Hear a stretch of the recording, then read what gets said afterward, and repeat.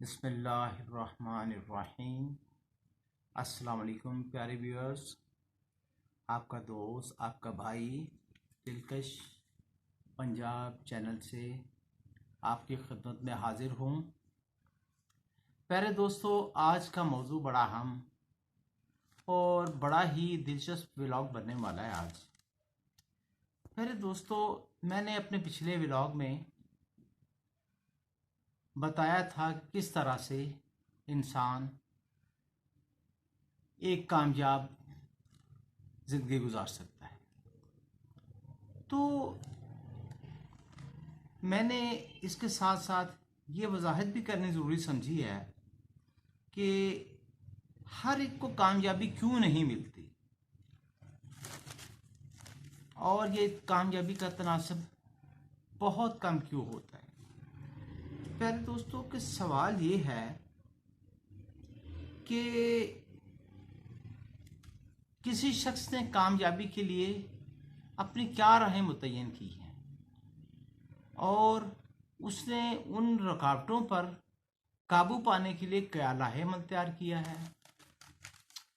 तो ये रुकावटें ज़्यादातर अंदरूनी होती हैं, इंसान के अंदर से उठने वाले चीज़ें होती हैं जो उसे अपनी मंजिल से भटका देती है। प्यारे दोस्तों, अपनी मंजिल की राह में चलने वालों को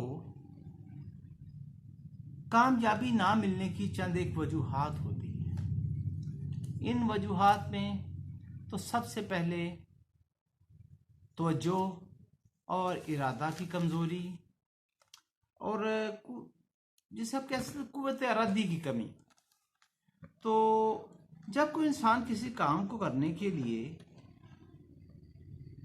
इरादा बनाता है तो इस मौका पर उसे सबसे पहले जिस चीज़ की और जिस रुकावट का सामना करना पड़ता है वो उसके अंदर से उठती है। तो वो ये होती है कि क्या मैं इस काम को करूं या ना करूं। तो अगर कोई शख्स इस काम को करने के लिए अपने इरादे को पुख्ता कर लेता है, अपनी कुव्वत इरादी को मजबूत कर लेता है और वो इस काम को करने के लिए पूरी लगन से उठ पड़ता है, तो वो इस दोराहे को अबूर कर लेता है और अल्लाह तबारक ताला के भरोसे पर वो पहला कदम अपनी कामयाबी की राह पर रखता है और वो उसके साथ अब जो रफ्ते सफ़र होता है वो उसका इरादा और तवज्जो होती है।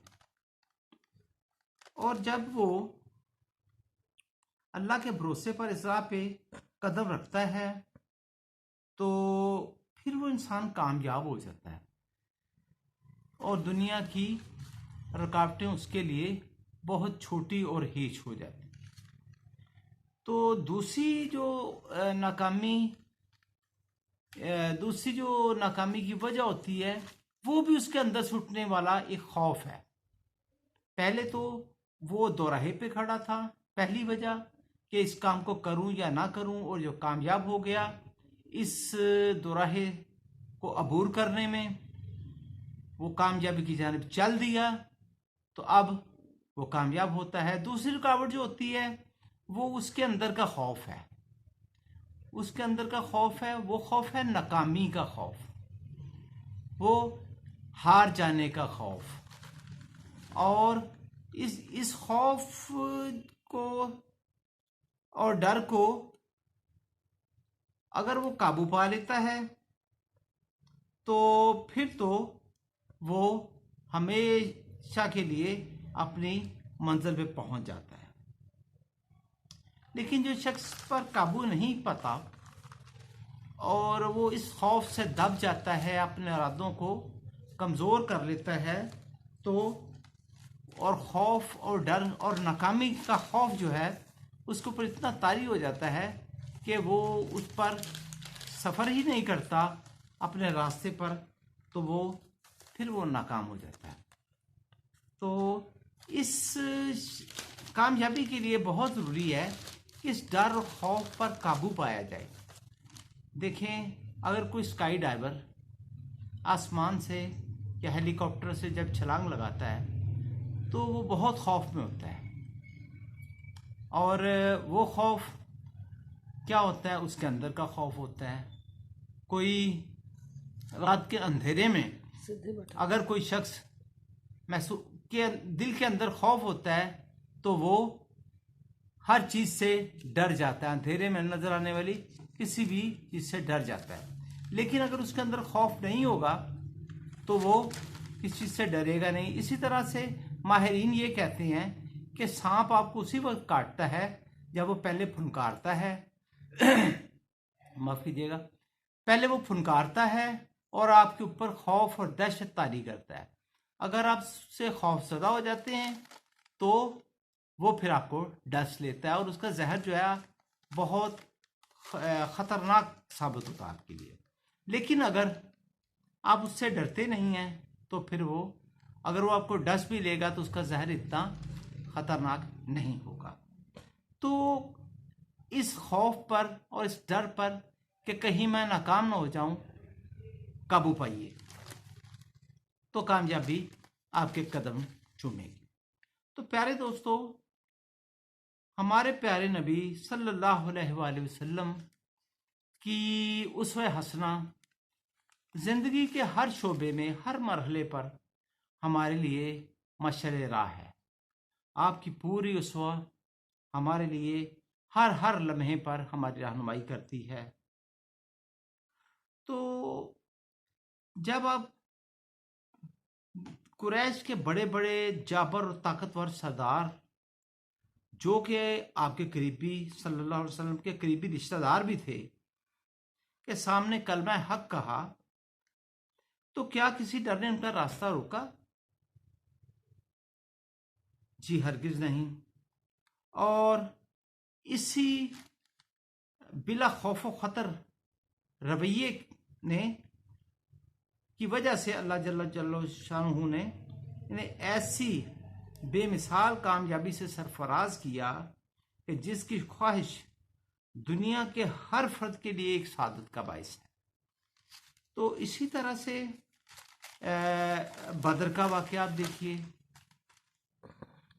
तो उसमें 313 मुसलमान थे और उनसे 3 गुना के करीब कुफार थे, जो कि असला से लेस थे, उनके पास जंगी साजो सामान था। लेकिन उसके बावजूद आप खौफ का शिकार नहीं हुए और अल्लाह ताला ने अपनी मदद भेज दी। और एक तो इसी तरह अगर आज तारीख़ में देखा जाए तो हज़रत सुल्तान महमूद गजनवी जो थे, क्या आपने सोचा कि उन्होंने सोमनाथ पर कितने हमले किए? 1, 2, 3 नहीं, बल्कि आपने 17 हमले करने के बाद उस सोमनाथ के मंदिर को फतह किया और फिर वो कामयाब हो गए। अगर वो नाकामी का डर अपने अंदर पाल लेते तो क्या वो कामयाब हो पाते? जी नहीं, बल्कि वो हमले से पहले ही नाकामी के खौफ से अपना हौसला तोड़ बैठते, मगर उन्होंने डर और खौफ को शिकस्त देकर फतह का नकारा बजाया। और यहाँ पर फिर एक इस्लामी जो सल्तनत थी उसकी बुनियाद भी रखी और एक अजीम सुल्तान थे, आप यूँ कह लीजिए कि उस इलाके में आपने दीन को मुतारिफ करवाया। सोमनाथ के इलाके के बारे में ये बात हो रही है। तो नाकामी की एक और बड़ी वजह आजकल जो ज़्यादा अहम है वो अपने दीन और मज़हब से दूरी है और बड़ों और बुज़ुर्गों की दुआओं से महरूमी है।